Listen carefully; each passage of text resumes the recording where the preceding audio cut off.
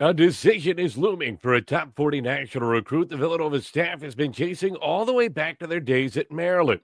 Where does Nova stand with Chase Foster, and what would landing him mean for the class of 2026 and the program overall? Also, the KenPom preseason rankings were released over the weekend. Is Villanova underrated, overrated, or properly rated? We discuss what it says about where expectations should be entering this season. And speaking of rankings, we knew the Cats play a pretty hard schedule this season, but now we have some data to back that up. We examine where Nova's future opponents land in both the KenPom and the just released AP Top 25. All that coming up on this edition of Holy Nova.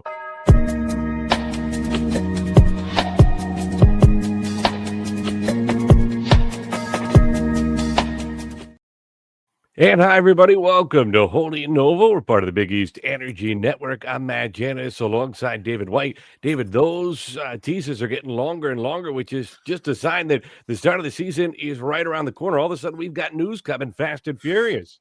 Oh yeah, you love to see the first AP poll. I mean, I guess some people love to see the first AP poll where they just guess at who's going to be good. And KenPom coming out. We are 3 weeks away from the start of the season. Not only that, but 1 week, less than 1 week away from actual basketball. Villanova's got an Hmm. exhibition coming up this weekend. We're taping this on the night of October 13th.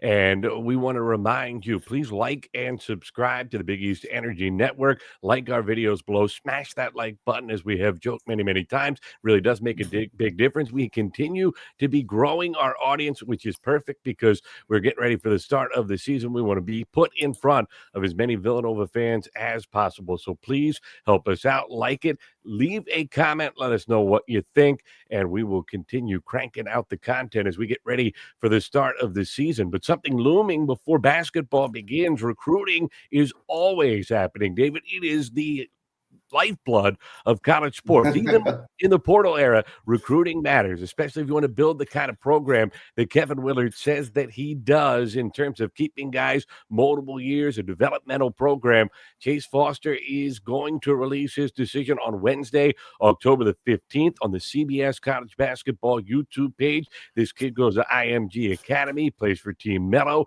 He is the 33rd ranked prospect in the country, according to 247. 43rd ranked prospect according to the 247 composite rankings, 6'9", 210 pounds. And he is a guy that the Villanova coaching staff has been chasing for a long, long time. It predates their time at Villanova. In fact, they were going after him when they were at Maryland. Felt like they had made some inroads, were able to carry over the recruitment to when they came to the main line in Pennsylvania. And it seemed like it was trending in Villanova's direction. But recruiting's a funny thing. They're in the top five, but the experts don't seem to feel that Villanova is going to get their name called on Wednesday afternoon. Yeah, and I mean, we'll see what the so-called experts know and who they're talking to. But it looks like everybody is expecting him to don a pit hat. But I mean, he would be a big get for Nova, that's for sure. Of the final five that he released, Nova certainly is the highest profile program on that list. Certainly the program with the largest pedigree. So who knows if there was a late push to get him to come on campus, but hopefully, I think Kevin Willard needs to get some dominoes to start falling soon for the 2026 class to really be in a good position and feel good going into the season and then after the season with the transfer portal.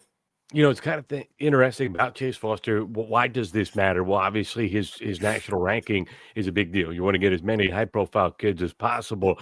This kid can absolutely jump, which combined with his Mhm. size, I mean, wow, David, it is impressive. Watching what he puts on the tape. Most scouts seem to agree he spends too much time on the perimeter offensively. You could deal with that. That's something I feel like a college coaching staff will be able to fix. His jump shot, some like it more than others. It goes in, but it Mhm. it probably goes up too often, to be honest, for this stage of his career, for what he's playing Yeah. right now. But when you got that kind of size, that kind of athleticism, and a little bit of a shot that you can work on and develop, it feels like he is a huge upside type of kid. And when you're in recruiting, especially in this day and age, upside is such a commodity. And he has professional measurables, professional athleticism, which is a big deal. Yeah, and I mean, like you said, he wants to play on the perimeter. Unfortunately, that's kind of where basketball is going now, where guys who are 6'9" are seeing like Jokic, and they didn't really see Dirk, but Dirk before that, all the Europeans who come over and are 6'7" and up who can also play on the perimeter. But I think with good coaching, one, his shot probably gets better and he's more of a stretch four, but two, he learns to play inside a little bit more and learns the advantages of a layup versus a three. The thing is, too, defensively, you really do envision him fitting perfectly with what Kevin Willard and his staff love to do. He can clog the middle, but he can move to the perimeter as well. And again, that length, the recovery is, I think, what you hear from every recruiting expert.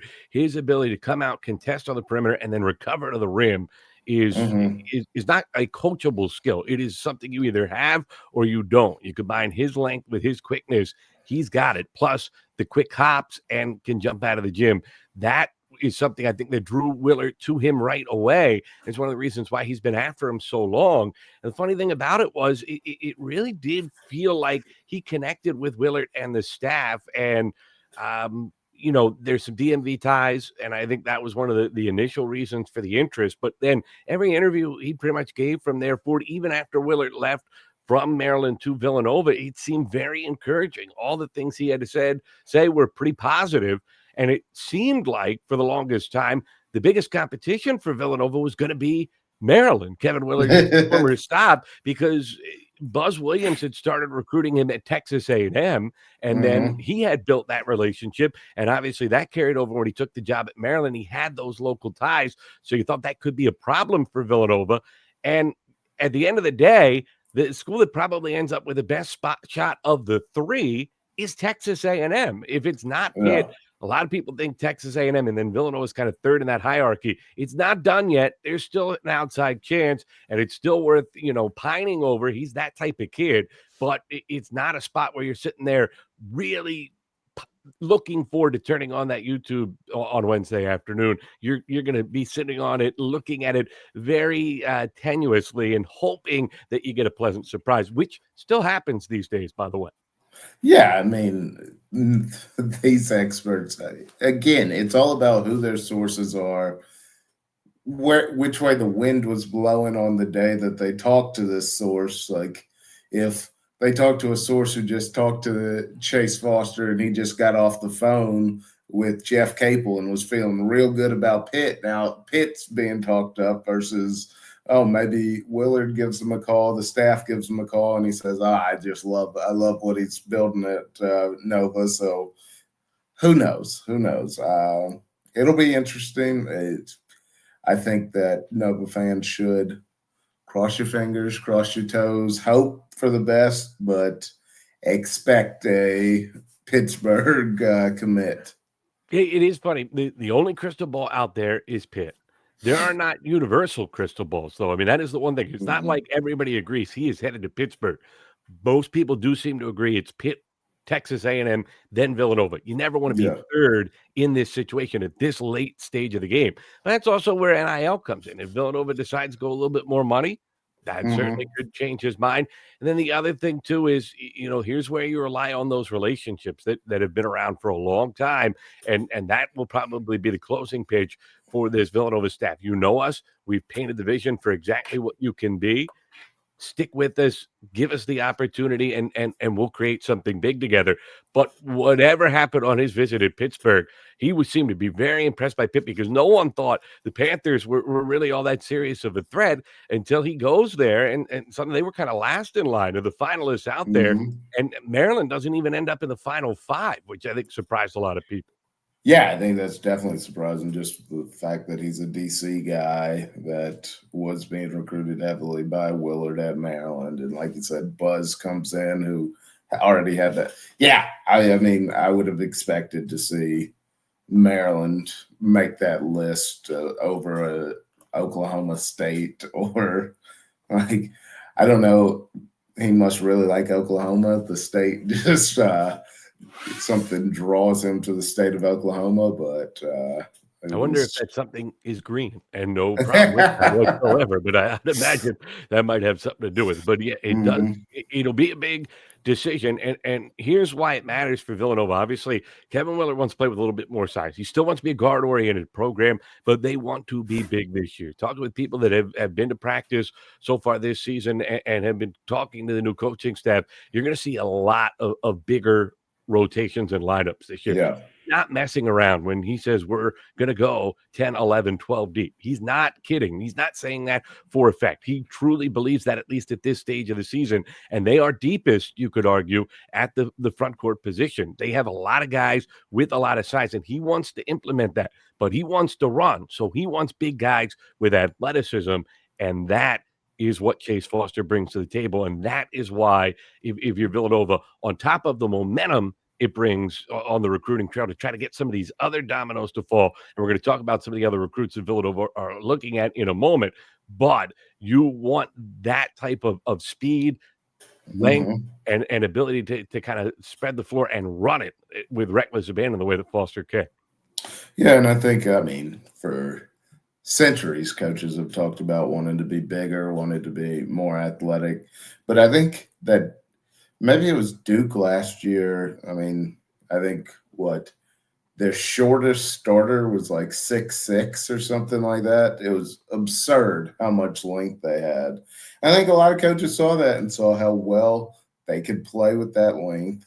You can recover if you get beat. You can recover from behind. So And it's Baylor, all too. I mean, Baylor won a yeah, national championship on that same recipe. exactly. So yeah, it's length gives you a lot more room for mess ups. And the Big East needs more length too. I mean, UConn has Yeah. done, I think, a pretty good job of recruiting more length. St. John's has some length, but even Rick Pitino will acknowledge, part of the thing that caught up to them in that second round loss to Arkansas was they kind of got used to just being able to play over top of people, and their athleticism was kind of able to overwhelm, even though they were tad undersized at some spots.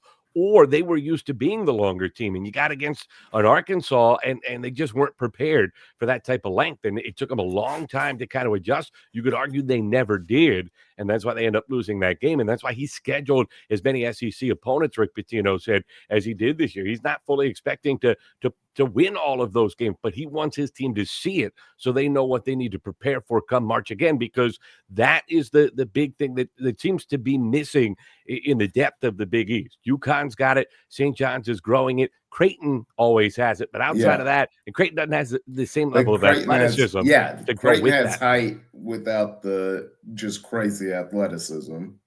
But we'll see if that works out for Patino. You run the risk of, if you lose a bunch of those games, making your resume not look that great. So hopefully he can win a couple of those, build the profile of the Big East again, and that would be big for the conference.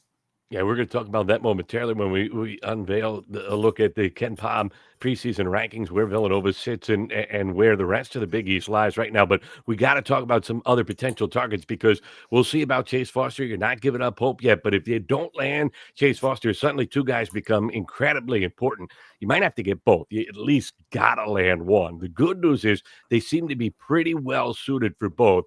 Adam Umidushi or Umidush is I'm going to get that name right. I promise at some point. I've been struggling with it. I practiced it 15 times before we come on the air. Adam Umidush is going to be a big land if Villanova can get him. He's a 4-star top 50 kid in the country. On 3 has him top 5, 247 has him top 5. His final 5. Here's some good schools, some good programs Villanova's going up against. So it's a pretty good side. You got Nova and St. John seem to be near the top.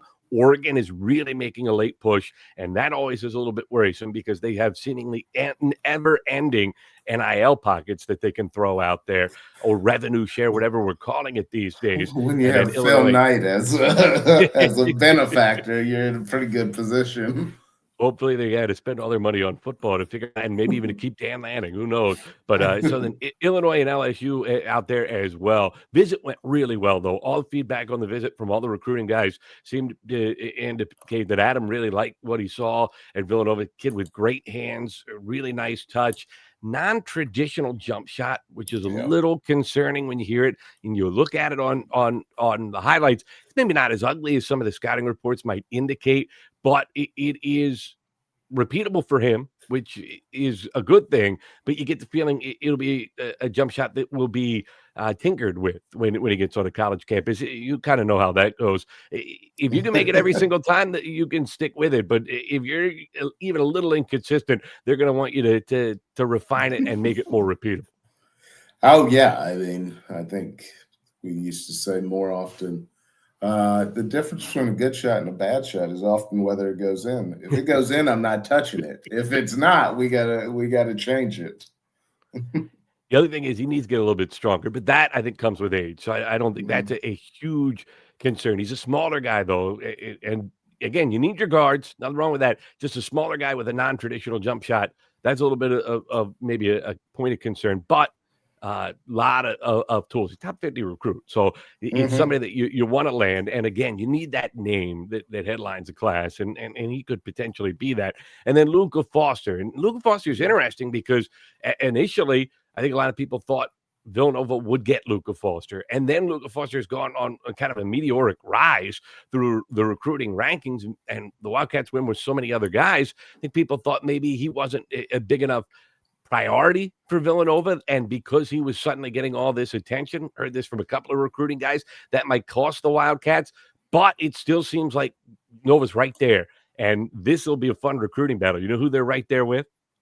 The Hoyas. Yep, isn't that great? Isn't that funny how that Yeah. ends up working out? And it's the great irony of that. How many times have we talked about on this show the importance of Villanova maintaining their ability to recruit in the DMV, and how Ed Mhm. Cooley has got to solidify his standing in the DMV and stop letting teams like Villanova come in and steal their players. Well, Cooley's Yeah. trying to go into Villanova's backyard and steal one. He's a Downingtown kid.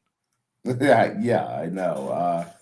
I mean, it's going to be big battle, big test for Kevin Willard going toe to toe with Cooley. But you got to land the guys in your backyard. You got, like you said, you can't let, especially to a conference rival, you can't let a guy out of your backyard to go to a conference rival. The thing that you do love about Foster, though, the reason why people have really given him more and more credit along the recruiting trails here lately is his jump shot has improved. And now it's a catch and shoot jump shot. He struggles off the bounce. He's got to improve his handle. It's not a liability, but it is not a strength. He's got to get better in that area. But he is turning himself into an automatic knockdown shooter, and you need those, and especially at 6'6", you love those type of guys. And when you add into the fact that he can jump like Luca Foster can, I mean, he's a Mm-hmm. guy that's touching top of the backboard. That all of a sudden becomes tantalizing, and I think it's one of the reasons why he shot up the recruiting boards. Yeah, well, when you don't have necessarily the height, but you have the athleticism to jump with the height, it helps out a lot. It makes up for a couple inches here and there. And 6'6" with the length of a Uh-huh. higher wingspan, which is another thing too. I mean, we just talked about it. Length is in right now. Length always has been a thing, but length with athleticism is what coaches, I think, pine for most. Making shots, I guess, is at the top of the list too, but right after it, length with athleticism, it just seems to be, if you have that, you are automatically a guy that's gonna have people knocking down your door. Well, yeah, I mean, you can't teach that. You can help a guy out to get a better shot. You can't always make him, but like you can work with him and most of the time get a guy better. You can't make a guy taller. You can't change the wiring that makes him have a freaking 10-inch vertical. Like you can't, yeah, that's some stuff is just natural and that is it. Spoken like two guys who struggled to fit paper underneath their feet when they left the ground in their day, huh? I got a solid half-inch vertical. Well, at least you're keeping that athleticism though, right? Oof. Yeah. athleticism, I got to chase two kids around, and then my knee swells up, and I have to ice it. Getting old stinks. We are middle age. It's just one of those things. I'm on the verge of going past the middle point at this point. Let's talk about the upcoming season. Villanova is ranked in the KenPom annual preseason ratings. These are analytics that are done. It's kind of a complicated process now because you look at the way it used to work, and it was basically you took returning production and then you Hmm. you took the success level of a program over the last 5 years, weighting obviously the most recent season with greater importance, and then you kind of figured out who had the most in those areas, and then a couple other uh, recruiting rankings, coaching acumen, all that kind of stuff, and you threw it into a pot and you'd spit out pretty accurate representation of what to expect for the upcoming season. It doesn't work that way anymore in the age of the transfer portal. These KenPom ratings, I'm shocked that he has had as much success as he has had the last couple of years. He's tried to throw in a Hmm. couple of wrinkles to get it figured out to at least account for all the moving parts that we have seen in college basketball. But you kind of figured Villanova was going to be one of the toughest for KenPom to put its finger on in the system. They got 9% of their scoring coming back, but they've got some really talented guys coming in who put up some numbers, but at different levels in mid-major basketball, in different roles at other spots. And then obviously a Caden Lewis, big-time freshman coming in as well. It's just a really hard team to put your finger on in terms of analytics. But I think if you're Villanova, you have to be kind of pleased by what you saw the KenPom computers spit out because they are ranked Yeah. 50th in the country. And, I think that's right around where the two of us feel like they deserve to be right now. And I don't think that's where most of the country is kind of pegging Villanova to be this season. Yeah, I mean, I think the numbers kind of, you figure last season they finished at 56 in Ken Palm. So 50, he expects them to be a little better. I think we expect them to be a little better this year. We're just not sure what it's going to be, what the ceiling is of that better. I mean, right now on Ken Palm's ratings, he has the offense a little worse, defense a little better. And that makes sense considering Kevin Willard's just desire to play really strong defense and what he's done at Maryland, plus just the unknowns of what you're going to get on the offensive end. 9% of the scoring back, you can't really say how these guys are going to fit in offensively. Defense is really just a mindset. So um, I think that this is where they are. I don't think they're overrated. I think they're probably accurately rated. You plus or minus 5 spots, and you're probably still feeling the same way. Here's the question, though. Do you think the world thinks that they are properly rated? Because to me, it feels like most people pointed right away to Villanova as maybe the most overrated team in the Big East. You look at the standings right there that we got them up on the right side of the screen. And again, these are predictive rankings, but Hmm. again, you have to take them with a grain of salt because of all the moving pieces that have come in. There's no the most effective part of the Ken Palm ratings coming into the year has always been a reflection of recent production. And Yeah. that's just not as reliable as it used to be because of the transfer portal and so many pieces moving in, moving out. And so he would even admit to you, yeah, it's not as much of a cinch as it was maybe 4 or 5 years ago, but it's still, if you look at the results the last couple of seasons, surprising how many he gets in the right quadrants. Yeah. Oh, for sure. And I mean, maybe the rest of the world thinks Nova's a little highly ranked, but I mean, I think they're probably taking a 10,000-foot view over Nova right now. When you really look, the pieces are there. I think there are plenty of good pieces. It's obviously we don't know how it's going to gel, which I think is an accurate representation of 50. So, I mean, I think coaching is going to be better this year. It just is. So I don't put much weight on the national media or some people who have rose-colored goggles on. Georgetown, excuse me. I had to cough. They seem to think that they're going to be significantly better and a Oh. lock for at-large seed. But we'll see. But I mean, I think looking at it objectively, Nova has pieces.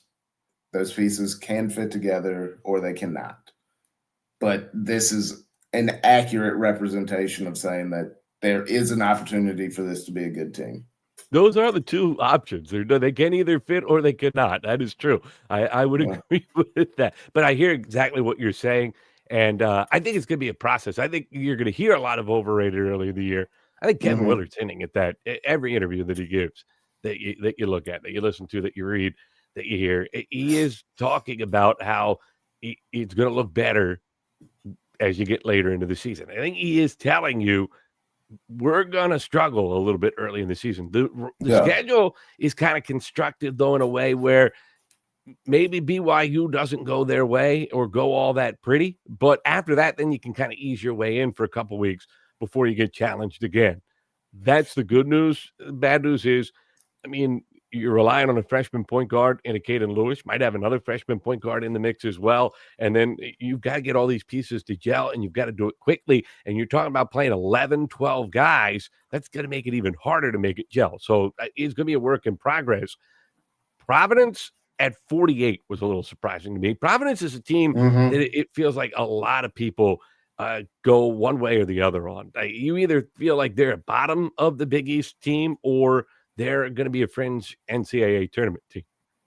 Yeah, I agree. But I mean, looking at these rankings, what when we were doing our predicted finish, anywhere from 4 to 7, Villanova's sitting at 6 in the Big East isn't off from what we were saying that we thought they would where they would finish. But I mean, like, everybody, I think BYU might be a little overrated right now for what we've seen of them. We haven't seen anything of any of these guys play basketball together yet. So, like, I mean, I am a Debbie Downer with preseason polls because I think they're just useless. Like, let's have imaginary games. Let's put them all on a video game system and say who wins. Like, so Here's the I use, think, David. It gives us something to talk about, and it gets people to watch when there's a number next to their name when you talk about that's preseason true. rankings. Let's be honest, college basketball desperately needs that right now. It is in Yeah. danger of turning into a month sport. I mean, it most of the country doesn't check in. It always used to be after football. Now it's starting to be, let me know when the bracket comes out, and that's not a good spot for the sport to be. But it was always, yeah, it was after football, but there were still the marquee matchups at the beginning of the year where you got crazy numbers on a Wednesday night to watch, like Kansas and Duke play or something like that. Now, I just feel like we've tinkered so much with the sport that sometimes it's like, can we just go back to playing where a defensive guy can put his hand on for a second and not get called for a foul? Like, I would like to bring defense back. I would agree with yeah. that as well. Looking at these rankings in the Big East, the other one that significantly surprised me is Xavier. Xavier's, I mean, Mark, our fearless leader at Big East Energy, he likes Xavier.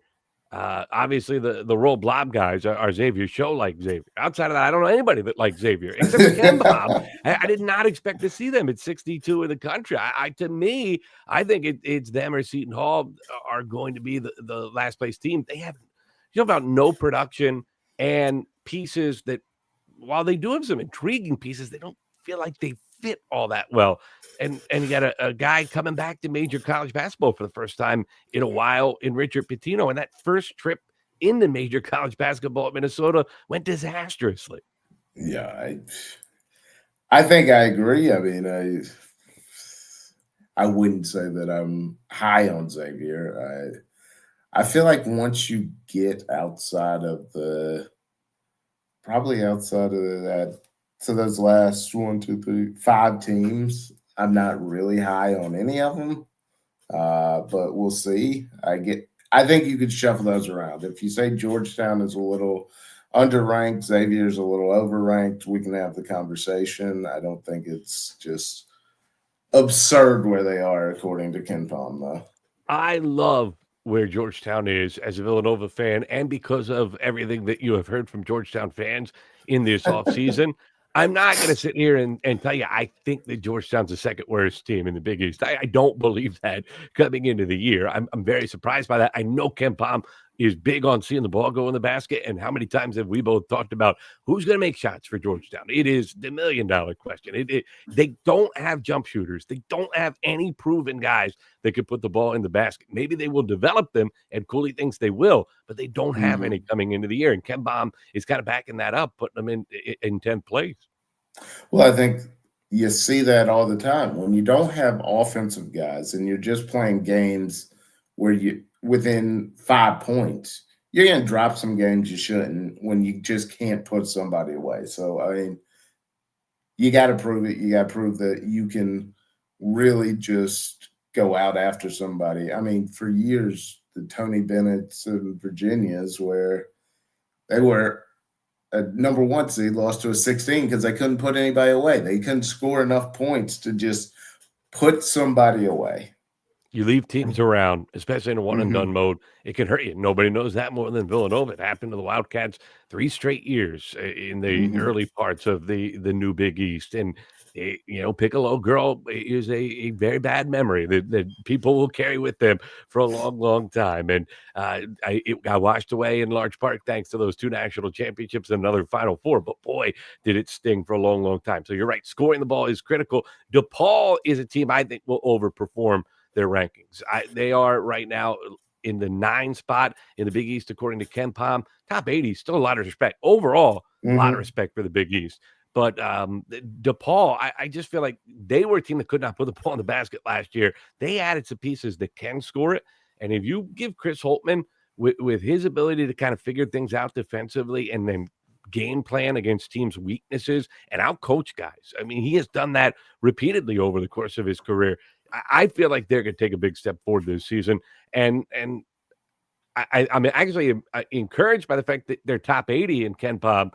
Discouraged though by the fact that they've got Xavier and Butler in front of them. I'd be surprised if that ended up playing out that way.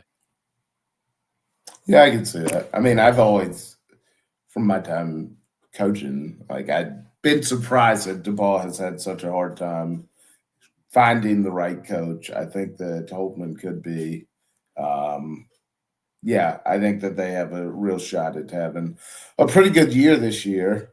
Oh, God, I got something in my ear. Sorry, guys. But I think they could definitely be in that top 6, 7 of the Big East this year. Well, try to avoid David hurting himself as we kind of pick through the rankings. I'm old now, so like I could hurt anything myself can do it, sitting right? here. All right, I might look. Let's look at Villanova's schedule. They got 6 games against teams ranked in the top 10 of the AP poll that just came out. AP has its own problems, obviously, and shortcomings. You were talking about name brands carrying the day. Villanova not in the top 25, not expected to be, did not even receive a single vote to be ranked in the top 25. I don't think anybody has a problem with that. Remember those others receiving votes when you kind of game them out to finish out the rankings? That's a very different conversation saying you finished 39th in the AP poll versus do people think you're the 39th best team? It just might mean 2 or 3 people think you're one of the 25 best. But so that's different conversation. But 6 games against top 10 teams. You get 9 top 25 games. As I mentioned a minute ago, every Big East team is ranked in the top 100 in the KenPom rankings. If they finish the season that way, it would be only the 3rd time that the league has done that since 1997. That going back to the big bad Big East days when you had the 16-team Goliath. I understand with 16 teams, it's harder to get them all into the top 100, but you had some big-time programs in there. So that's pretty impressive, and it does speak to the depth of the Big East. And I think the one thing that people forget about when you look at conference strength, and the Villanova does not, or excuse me, the Big East does not get enough credit for, and therefore Villanova by extension, but the entire conference is you don't have any little sister, the poor in the league, and you play everybody twice. So you're not getting these wildly unbalanced schedules like you're getting in some of the other leagues. I love the true round robin where you got to go to every team's house. You got to play. Like you said, there's nobody at the bottom of the schedule where you're just like, this is two automatic wins. We're not going to have to show up. Where in a lot of leagues, there are those teams where you just say, I can play my C game and still win this. I don't think there's anybody in the Big East that you can really feel comfortable bringing your C game and still winning, especially on their home floor. By the way, I was trying desperately to find where I came up with that stat from. I knew I read it somewhere on line. It was from our friend Andy Thompson, who has made some appearances on some other Big East Energy Network shows. He works for the DePaul, covering DePaul basketball. So want to make sure we give credit where it is due. But I just thought that was a really cool stat. And yeah, the round robin is fun. And the thing about the round robin is you get a true feel for the league. And I think it makes it watching the league more fun because you're going to see everybody twice. So these all matter. These SEC, ACC, even the Big 12 now that has grown up to 16 teams, you just don't. If you only play a team once, and especially if it's early in the season, you got to forget you're in the same conference as them. They almost exist on their own island. And then you can have teams that are really should be in the bottom of the conference, but because they never played anybody at the top of the conference, they look real good because they beat up on a bunch of little teams. But with the true round robin, you get an actual champion, an actual regular season champion. This is the team that has gone through the gauntlet. They played everybody. This is the team that's the best team in the conference. All right, so the non-conference games, as you look at where they are in the KenPom rankings, we talked about, you have been skeptical of BYU. You know who else is skeptical of BYU? Your boy KenPom. He has them down at 16. That's pretty much below where they are in every preseason ranking I've seen come out. Now, again, they do have an account for recruiting rankings, but so much of it is based on past production, and they are going to be really reliant on young pieces, and Villanova's going to see that firsthand on November the 3rd. Yeah, I mean, three of their starters are going to be new to the program, either through recruiting or through the transfer portal. You got Robert Wright from Baylor. I love big conference transfers. I don't know what the kid from Southern Illinois is going to be in the Big People 12. love him. People love that kid, though. People love everybody until They you play get a game. punched in the mouth one too many times. So we'll see. I think a lot is being put on the shoulders of a freshman who is admittedly great. I don't know if he is carry a team and be the number 8 team in the country. Great. That's $1 million question. That's what Villanova's going to Mm-hmm. find out firsthand, and it's going to be they're not going to line up different positions, different type of players, but it'll also be a good little litmus test to see what you got in Caden Lewis. How does he stand up against one of the best freshmen in the country? Can he outshine his recruiting rankings? Let's be honest. Villanova needs a Caden Lewis to play better than a top 40 player. They need a Caden Lewis to be a top 15, top 20 guy in his class this year. For sure. And I mean, I think that honestly getting BYU right out of the gate is a great time Yes. to get them. They haven't had those games under their belts to really come together as a team. Everybody has jitters. Let's hope Caden Lewis jitters are turned down and he has those nerves of steel and is ready to play. The BYU at the top 20 ranking, Michigan just outside the top 10. Obviously, you have UConn is the top ranked team that Villanova plays, and the top ranked team in the Big East. St. John's down a little bit below most rankings for them as well. They're at 14 in KenPom. So Villanova 16 in KenPom. So Villanova will see them twice, but it's a lot of games against top 20 teams in the KenPom because you also have that Wisconsin matchup. They come in at number 20. And then outside of that, in the non-conference, your next best game is Pitt at 63. Pitt will maybe have a little extra intrigue depending on how that Chase Foster announcement goes in a couple days' time. Then people wonder why the Big Five is not a true round robin anymore. Here's the top ranked Big Five team according to KenPom, 109. They are 17 slots below the worst team in the Big East. And oh, by the way, that 109th ranked team, their coach quit like 3 weeks ago. It's the St. Joe's Hawks. Yeah. So you wonder what in the world St. Joe's is going to look like this season, considering all the moving parts that they have had to deal with late in the offseason. And then after that, your next highest ranked Big Five team is Temple at 131. It's just shocking. I know that Big Five people could say the same thing about seeing Villanova at 50. That's not what they signed up for. They want to see Villanova higher up in the rankings as well. It is just hard to believe. If you had said 20 years ago there would only be one team in the top 100 coming into the season in the Big Five, I don't think people would have bought into that. There was always a second team that was right on the periphery of the NCAA tournament, and that just isn't the case anymore. Yeah, and I mean, even like I realize the Big Five would love to see Nova higher, but if you get Nova at Nova or on a neutral site, assuming that KenPom matched up to the quads, that would still be a quad one. That would be a quad one game. Yep. At best, St. Joe's would be quad two on the road. That's right. Yeah, it would sneak to quad two. It would be right at the edge. They got to stay right there, though. Edge of quad two if it's on the road. So you're looking at quad three games, most likely. And I think that Nova can't take that chance of adding all those games that just aren't going to help their overall tournament resume.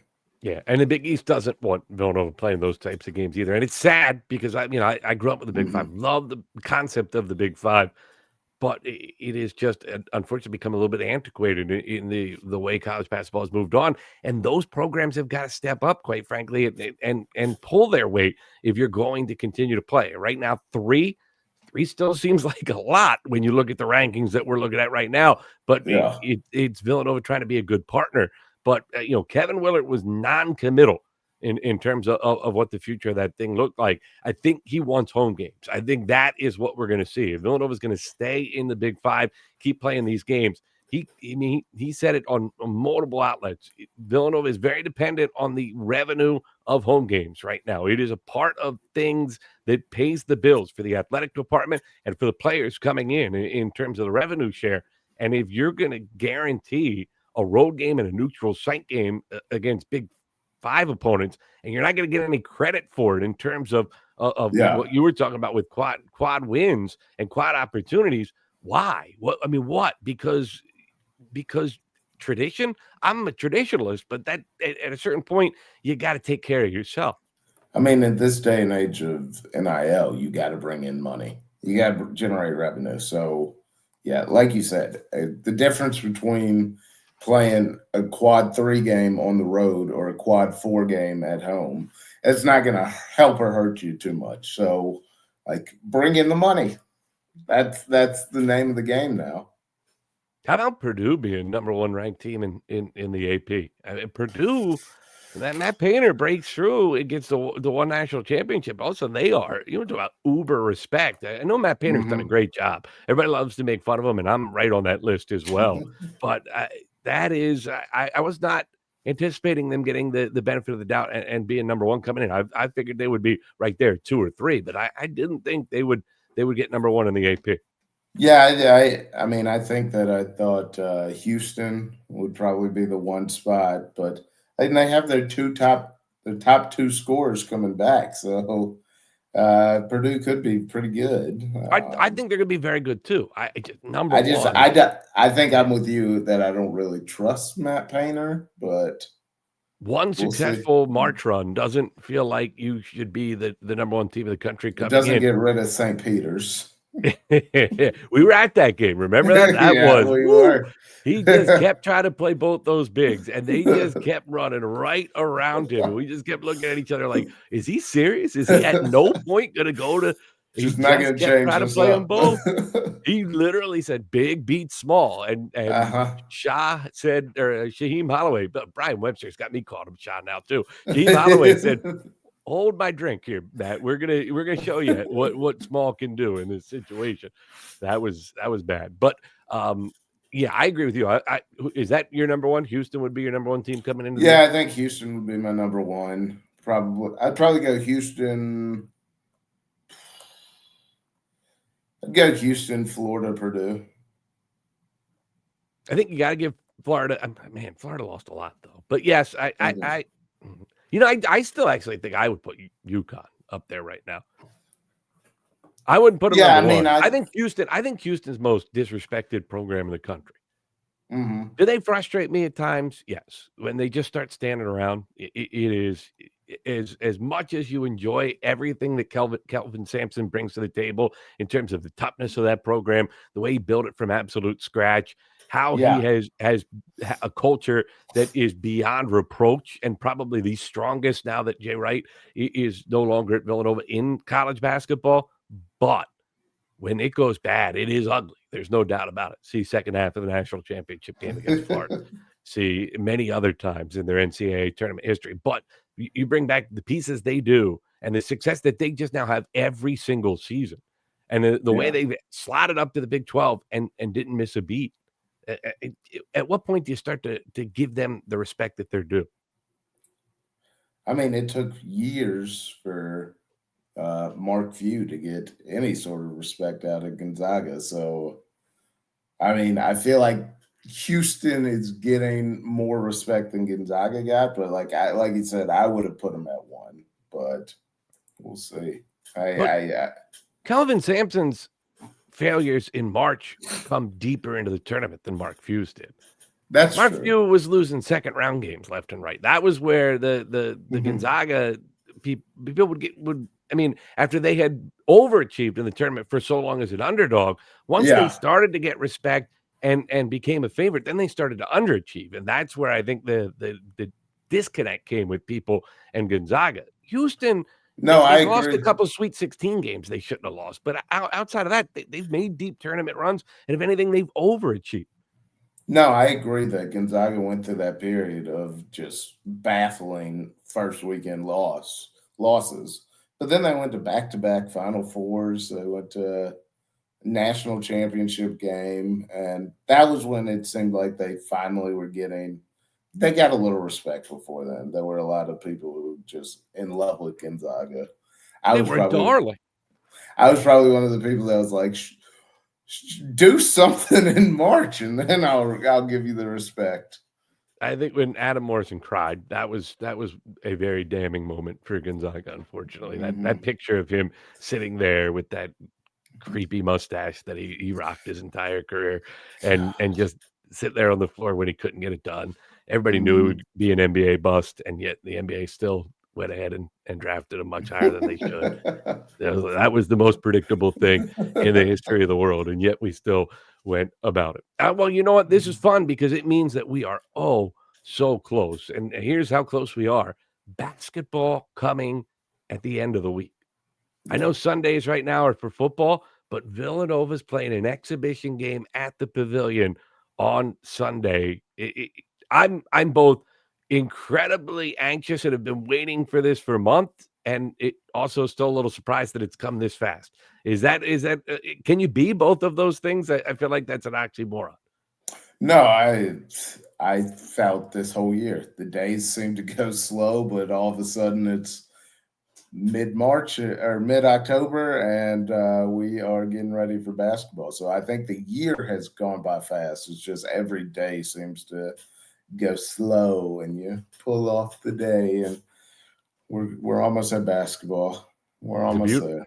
beautiful thing, and it's also, by the way, how strange it is. We're going to talk much more about the exhibition this week. We're also going to be joined by Chuck Everson. At least we are scheduled to be. He says, knocking on wood, the 1985 Villanova great later in the week. So definitely mark your calendars for that here on Big East Energy Network. We're going 2 shows a week from here on out. But David, the fact that exhibitions are back in college basketball, where'd that come from, man? What in the world? We went from this is college sports in a nutshell, man. We went from having super secret scrimmages where coaches would leak small details and Hmm. yell at anybody who leaked anything that they didn't want out to the press to now just charging admission and you can watch the games. Go ahead. We're gonna play. We're gonna put it on tape. You just have Yeah. at everything. How do you do that big a 180? That's college athletics in 2025, isn't it? Well, it shocks me. It is. I mean, it's the money, clearly. It shocks me a little bit that coaches have kind of bought all in on this because obviously those scrimmages, if you look bad, nobody's going to see it. If you look bad in this exhibition game, now the town's on fire. Everybody's worried about the impending season and all that stuff. Plus, I mean, scrimmages just give you more opportunity to get better. Like an 'Cause you can exhibition, set up simulations and situations. exactly. That's usually how a scrimmage goes. You play either 1 20-minute half or a full game, and then you do situations. You do out of bounds under. You ask the other team, run a zone for me so that I can practice this zone play against somebody else who doesn't know what's coming, all those kind of things. So it's kind of sad that we're not getting that anymore because I think that it helps more than these exhibitions.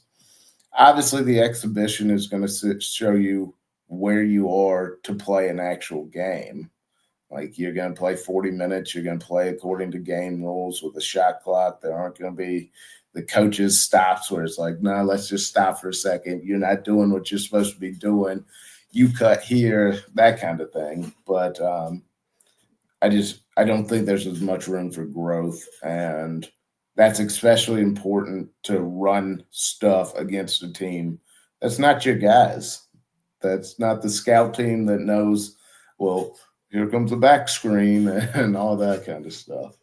Yeah, it's funny when you're talking about the asking your opponent to play zone. It just reminds me of the great Harry Paredes story when he would play Gino Auriemma in UConn every year, and he would send a player down to the scores table to check in when they were down by 30 in the second half, and the player on his way or on her way onto the court would say, "Hey, coach wants you to play zone. We got Pitt next week. We got to work on this stuff." And Gino would go zone and let him practice. I just love that story. I just I love that Harry Peretta had the courage to ask it, and I love that Gino Auriemma had the respect for Harry Peretta to say, "Yeah, you know what? All right, fine, let's go ahead and do it. We'll just run his own for you. We didn't practice it all week long, but yeah, sure, let's go a little zone. Let's see what happens." But Yeah. yeah, it's gonna be interesting. It's coming up on Sunday. We'll talk about it later in the week. We will hopefully joined by Chuck Everson, the 85 legend. He's gonna be a regular contributor for us here on Holy Nova. He is the host of the great Big East Rewind show. And by the way, we might have some news to reveal about some upcoming guests on that Big East Rewind show that have Villanova connections in our next episode. But Dave, you got anything else? You got any other thoughts on your mind? You always are good for a random thought or two. Oh man, now you put me on the spot. So many random thoughts. Oh, I'll give I'm so scared right now. this is just a question for the audience out there. Put it in the comments. If think of your favorite food in the world. Favorite food. I'm gonna guarantee you the best version of that food, but you're also gonna get food poisoning. Are you gonna eat it? No. Who's saying yes to that? I am every day of the week. The best version of my favorite food. I'm To going get for food it. poisoning? 24 hours of food poisoning. You can live with that. How You're not bad gonna die. Let me ask you a question. How bad a cook are you that you are pining for this? That you need to I got a trade strong food poisoning stomach. for better food? What is happening in the White household? I got a How like strong can stomach. you burn everything? Is that what it I'm is? also I'm also the person that when I walk into a restaurant and I look around and it's questionable whether I'm going to get food poisoning, I know the food is going to be delicious. I have begged you to leave restaurants on road trips before because it looks sketchy, and you've been excited and said, "No, we're staying." I can Yeah. vouch for that, that is a legit thing. I still think you're an insane person. Yes, please bring that into the comments, and this is a good test to see whether you're still here 54 minutes in, but also tell David White he's an insane person. No one is trading food poisoning for a good meal. It's 24 hours. It's your run of the mill food poisoning. You'll throw up a couple of times. You'll be fine. Sleep it off, champ. You just had the best food you've ever tasted. I knew I shouldn't have asked you if you had anything random on your mind. I end up with this. This is what I'm going to be thinking about for the rest of the day, that my friend would rather get food poisoning than take his chances on a regular meal. This is disturbing, but this is Holy Nova. This is the full experience. This is why we do this show. Exactly. You never know what you're going to get. Yeah. Yeah. All right. We will talk to you on Thursday with our next edition, Holy Nova. Appreciate you being with us. We're part of the Big East Energy Network. If you're here 55 minutes in, obviously leave the comment. Tell David he's a moron and a psycho and a crazy person and all that stuff. Eat But the please food.